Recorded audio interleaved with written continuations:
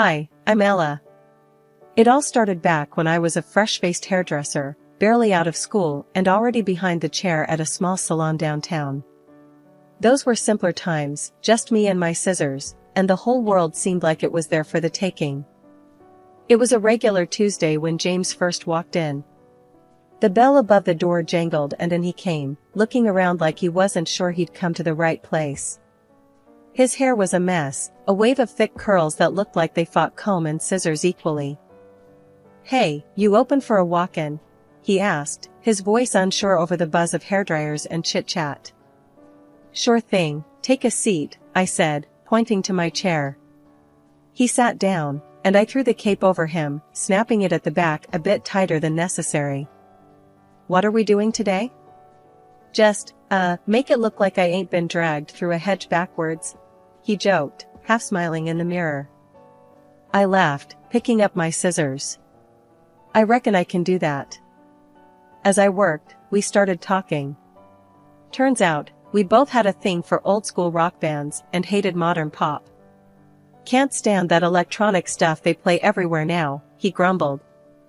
"Tell me about it. Give me some Zeppelin or Floyd any day," I replied, snipping away.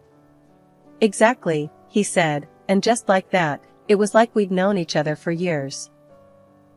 We talked about everything under the sun, books, movies, you name it. By the time I was done, his hair looked 100 times better, and there was something in his smile that told me this wouldn't be the last I'd see of him. He came back every other week for a trim, always timing his visits so it'd be my chair he'd end up in. We started grabbing coffee after my shifts, and those coffees turned into dinners, and well, you know how it goes. A year later, we were married.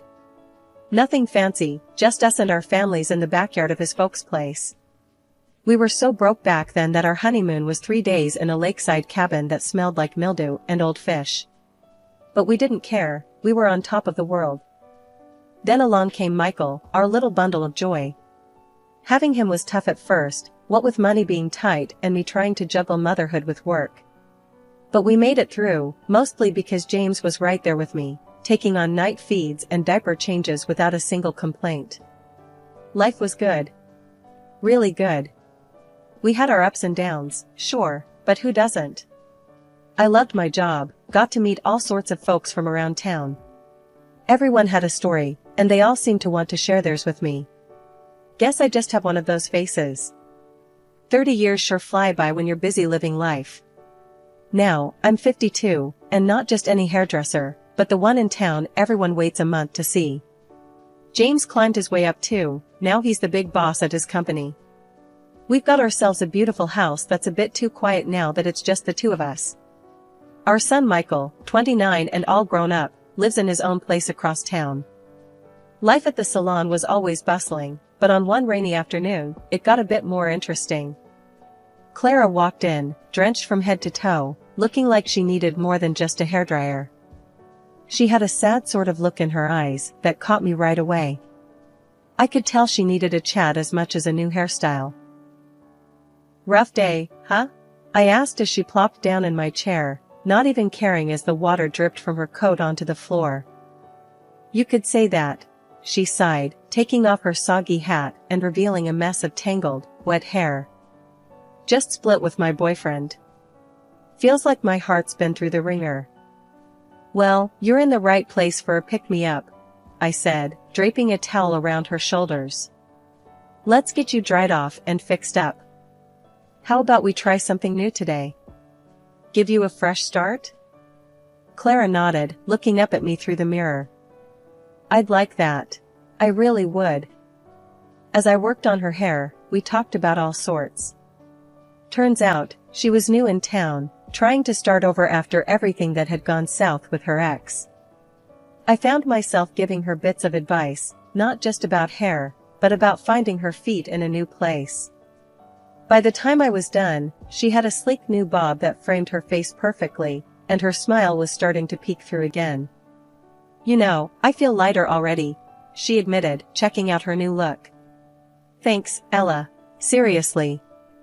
"Anytime, Clara. You know where to find me," I said, handing her the mirror so she could see the back. Just then, Michael walked in, surprising me during work hours. He'd been doing some errands around town and decided to drop by. His eyes landed on Clara, and I saw that same spark I'd noticed between me and James all those years ago. "Mom, hey, who's this?" Michael asked, trying not to make it obvious he was checking Clara out. "This is Clara. Clara, meet my son Michael. He's usually not around during the day, thinks he's too busy for his old mom," I joked, giving Michael a playful glare. "Nice to meet you, Clara. And Mom, I'm never too busy for you," Michael shot back with a grin. Clara laughed, and I could see her warming up to Michael's charm. "Nice to meet you too, Michael. Your mom's been telling me all about the town. Sounds like you both know it inside out." "Yeah, well, I could show you some places if you like," Michael offered, and I almost rolled my eyes at how smooth he was being. "That'd be great," Clara said, her smile bright and genuine now. As they chatted, I cleaned up my station, keeping one ear on their conversation. It was clear they clicked instantly. Michael offered to take her out for a coffee to continue their tour guide chat, and Clara agreed. Watching them walk out together, I felt a mix of emotions. I was happy for Michael, seeing him light up around Clara, but a part of me worried, too. Starting new relationships on the rebound can be tricky, and I hoped he wouldn't end up getting hurt. Michael and Clara, who quickly became like a daughter to me, had rushed into marriage. It was a whirlwind, sure, but seeing them so happy made everything feel right. We often had them over at our place, where laughter filled the rooms more than the light. I loved those dinners. Clara would always joke about her taste in men, teasing Michael by saying she liked them slender and athletic. Michael would play along, sucking in his gut and flexing like a bodybuilder, which had us all cracking up every time. It was all in good fun. And after we ate, Clara would help clean up without missing a beat, saying she couldn't just sit and watch me do all the work. It warmed my heart to have such a caring daughter-in-law. James and we were doing all right ourselves. He had become a big shot at his company, always busy, always on the move. But things started to change, subtly at first. He began working late more often, and his business trips multiplied. I'd ask him about all the extra hours and travel, and he'd just shrug it off, saying, "It's a busy season, Ella. Gotta make hay while the sun shines." I couldn't argue with that, but it was his newfound love for the gym that really threw me for a loop. One morning, I found him digging out workout clothes from the back of our closet. "What's all this about?" I asked, watching him as he packed a gym bag. "Got to keep up with the young guys at work," he chuckled, zipping the bag shut. "Can't let them think I'm getting old." "That so?" I teased, leaning against the doorframe. "Well, look at you, Mr. Fitness." He flashed me a grin. "Who knows, maybe I'll get abs like Michael." I laughed, because the thought of James, who usually avoided physical exertion like it was the plague, suddenly turning into a gym buff, was too bizarre. But, I have to admit, part of me was glad. Glad he was taking care of himself. It seemed like a good thing. Life seemed almost perfect. Our home was filled with love and laughter, our careers were thriving, and with Michael and Clara so happy, grandkids didn't seem like a far-off dream anymore. But every so often, when James would leave for another sudden business trip or come home late from the gym, a small voice in the back of my head whispered doubts. I pushed them away, telling myself it was all normal, just part of life's routine adjustments. Yet, I couldn't shake the feeling entirely. Watching him pack for another trip, I'd find myself asking, "Everything okay at work?" "Same as ever, just the grind," James would answer, and though his words were reassuring, his eyes didn't quite meet mine like they used to. I started watching the clock, noting when he left and when he got back. The intervals were stretching longer, the explanations shorter. "Just ran into some traffic," or "had to help a colleague out," became common refrains. One night, lying in bed waiting for him to come home, I realized that no matter how perfect things seemed, there was a crack somewhere. I just hoped it was my imagination running wild, a silly phase that would pass. Because the alternative, the possibility that something serious was amiss, was something I wasn't ready to face. Not yet. It was a regular Thursday at the salon when Marie, a client I've known for years, came in bubbling with excitement about her recent vacation. As she settled into the chair, she started showing me videos they'd taken. "We caught so much of the trip, Ella, look at this one," she beamed, scrolling through her phone.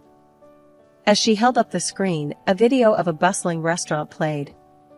I watched, half listening as Marie narrated their dining experience, but my attention snapped fully when the camera unintentionally captured a couple at the next table in a deep kiss. My heart sank, my breath caught in my throat.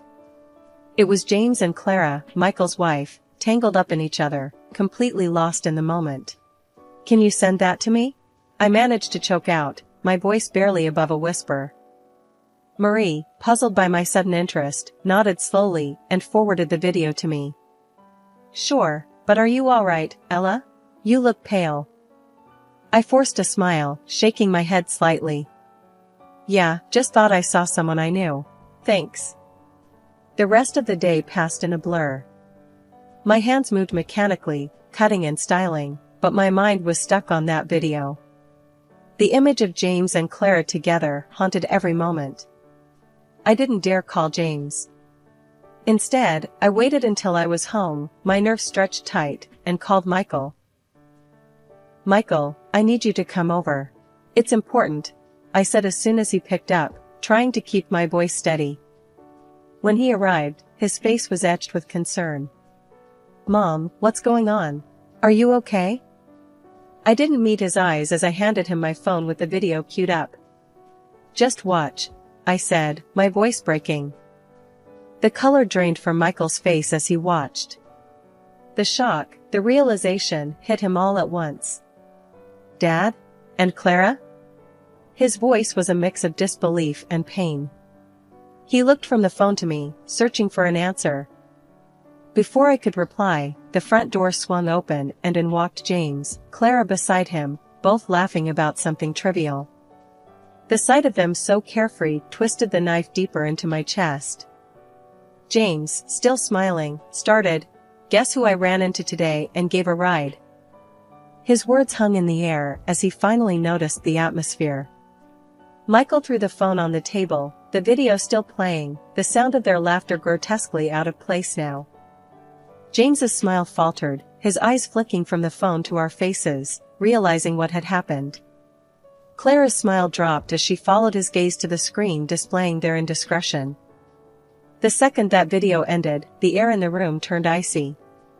James turned pale as if he'd seen a ghost, while Clara, with a cruel smirk, didn't even try to hide her glee. "I love him," she declared, pointing unabashedly at James. "And honestly, Ella, you're old. He doesn't want you anymore." Her words stung like a slap. I felt a deep, hollow ache in my chest. I couldn't believe I had welcomed such a snake into our home, into our family. How had I been so blind? Michael's reaction was instant. His face flushed with anger as he stood up, towering over his father. "I'm done with you, Dad. And you." He turned his fury towards Clara. "Get out of my house."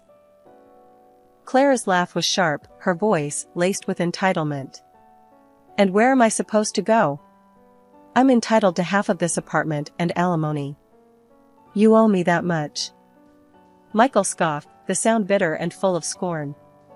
"The apartment was mine before we even met. It's in my name only. And as for alimony," he sneered, "your cheating has taken care of that. You get nothing." While Clara fumbled for a response, James stepped in, his voice cold and calculated. "We need to talk about our assets, Ella. We've got 30 years of marriage here. I want half of everything." His audacity was breathtaking. My entire world was crumbling, and he was worried about money.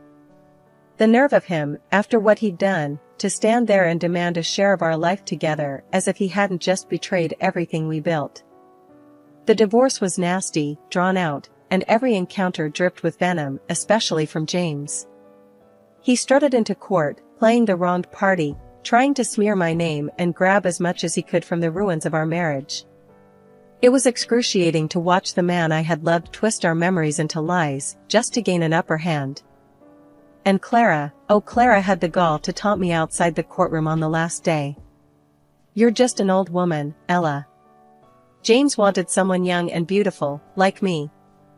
Her words echoed in my ears, each syllable a pointed dagger meant to wound. It felt like the ultimate betrayal, not just of the heart, but of all the years we'd spent side by side. I drove home those days feeling like the shell of the woman I used to be, questioning my worth, questioning every year we'd spent together. But through this storm, Michael was my rock. He stood by me, his presence a constant reminder that not everything from my marriage was a loss.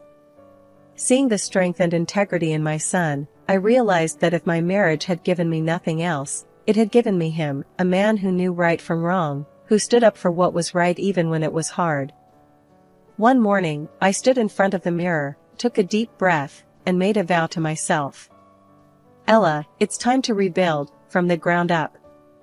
The reflection staring back at me nodded, as if sealing the pact. One of the hardest decisions I had to make was about the house. It was too full of memories, too big for just me. Plus, the settlement required that we sell it and split the proceeds. "Fresh start, Ella," I muttered to myself as I signed the papers at the real estate agent's office. "Trust me, you're making the right move," the agent, a kindly middle-aged man named Roger, assured me.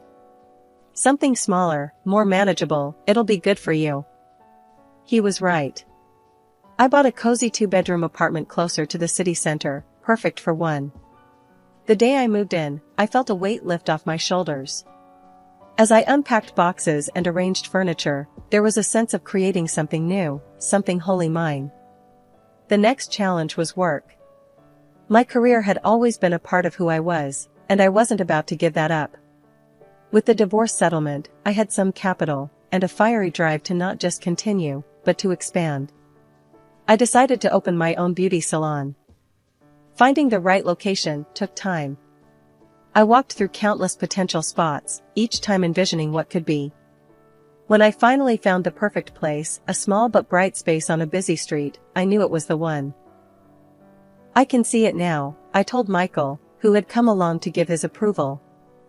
"Ella's Elegance, right there on the sign." He grinned, his earlier support unwavering. "It's perfect, Mom. You're going to make it into something amazing." The process of opening the salon was grueling. Renovations, permits, supplies, it seemed endless. But with each step completed, I felt a surge of accomplishment. This was mine, my creation, my new beginning. The grand opening was a flurry of excitement. Friends, longtime clients, and even curious passers-by filled the space, their chatter and laughter breathing life into the once empty shop. 3 years have passed since the divorce, and looking back, I barely recognize the woman I was when this all started. My business has flourished, becoming more than I had dared to hope. The community's support has been overwhelming, and in return, I've done my best to give back, to create a space that's welcoming and warm. Michael got married again 2 years after the divorce. He met Lisa at a community event, and they hit it off right away. They've since had twins, a boy and a girl. Seeing him so happy, so fulfilled, it's given me a new kind of joy I didn't know I was missing. As I lock up the salon at night, the last of the sunset casting a warm glow through the front windows, I often pause and reflect. This journey, every up and down, every setback, and every victory, has reshaped me. I'm not the same person I was, and I'm grateful for it. In those moments, surrounded by the hum of dryers and the smell of shampoo, I realized I had found my way out of the darkness. The betrayal that had once threatened to break me had instead built me stronger, fiercer. One day, out of the blue, I received a call from James, my ex-husband. His voice was casual, as if we were old friends catching up, but his words were like a slap in the face. "Ella, I think it's only fair I get half of your beauty salon. It's doing well, and frankly, it was started with my money since I was the main breadwinner for so long." The nerve of him, after everything, to claim a piece of what I had built from scratch with my own money, post-divorce. I was seething, but I kept my cool. Okay, James, let's meet and talk about it, I said, plotting to turn the tables on him. After hanging up, I called Michael. He was furious when he heard and suggested we dig a little deeper into James's life now. Mom, let's see what he's really up to, he said, proposing to hire a private investigator. I agreed. It was time to uncover whatever James and that woman he left us for were hiding. We chose to meet in a crowded cafe downtown. I arrived early, spotted them from a distance, James, looking older but trying hard to appear youthful, beside his much younger wife, Clara, who was visibly pregnant. Sitting down, I braced myself for a tiresome charade. James wasted no time. Ella, thanks for coming. You know, with the baby on the way, Clara wants to start her own salon. We think a share of your business would be a good start for our family's future. Clara looked at me, smirking smugly as if she had already won this battle. I forced a smile, listening to James ramble about the bright future he envisioned for his new family, all the while thinking how deluded he was. Finally, when he paused for breath, I saw my moment. James, you're living in a fantasy. This business you want so badly? It was built entirely without your money or influence. And as for this child you're so excited about, I paused, my smile fading as I pulled out a series of photos and slid them across the table to him. It was like watching a train wreck in slow motion. James and Clara leaned in to look at the photos, clear shots of Clara with another man, not just in casual settings but leaving a hotel together. And there's more, I continued, my voice steady, despite the chaos I was unleashing. James, remember when you had chickenpox so bad at 38? The doctor said it left you infertile.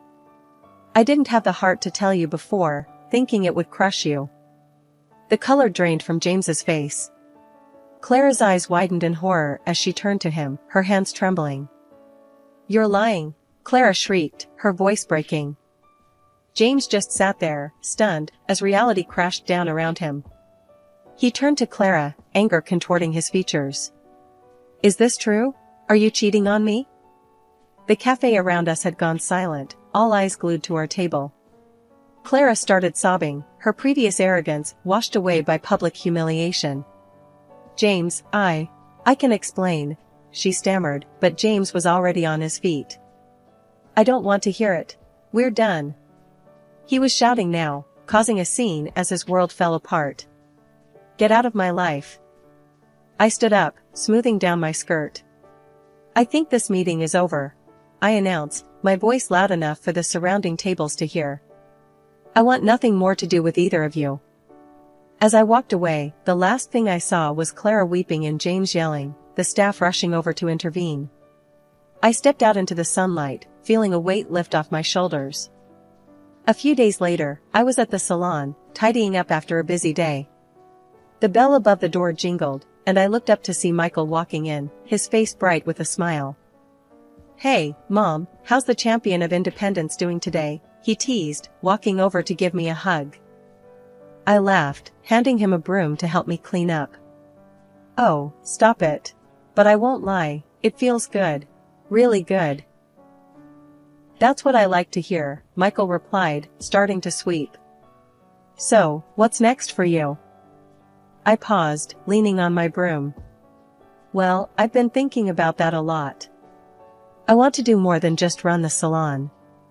I want to give back somehow. Michael nodded, looking thoughtful. You've got a lot to offer, Mom. Maybe some kind of mentorship program? You know, for young women starting out? That's exactly what I was thinking, I said, excitement bubbling up inside me. I want to help them build their own futures, make sure they have the support they need.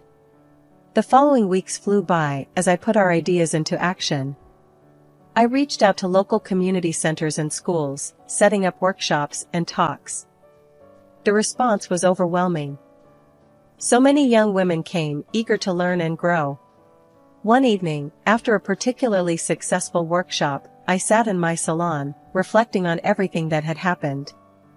The phone rang, and I answered it, still in a reflective mood. Ella's Elegance, this is Ella. Mom, it's me, came Michael's cheerful voice. Just wanted to check in. How was the workshop today? It was fantastic, Michael. These girls, they're so bright and full of potential. It makes me feel like I'm really doing something worthwhile. I replied, a smile spreading across my face. That's awesome, Mom. I knew you'd be great at this. We chatted a bit more, and after hanging up, I felt a profound sense of peace. I had come so far from the woman who thought her life was over after a divorce. Now, here I was, making a real impact, feeling more fulfilled than I ever had.